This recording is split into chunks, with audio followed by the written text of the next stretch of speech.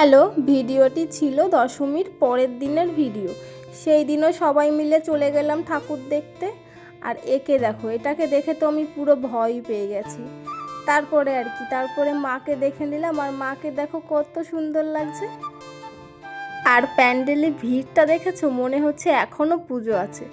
তারপরে আরও একটা সুন্দর প্যান্ডেলে চলে গেলাম। তারপরে বর আর আমি একটু হেঁটে হেঁটে ভিডিও বানাচ্ছিলাম। আর ভাই দেখো কি দুষ্টুমি করছে, ওকে কেউ ধরে রাখতে পারছে না।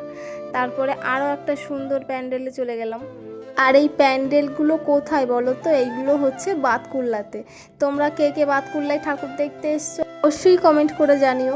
আর দেখো মামি, আমি আর একটা মাসি, মামা, ভাই, আমার বর সবাই মিলে গেছিলাম আজকে। তারপরে মথুরা কেক দেখেছি, আর আমরা খাবো না সেটা তো হয় না খেয়ে।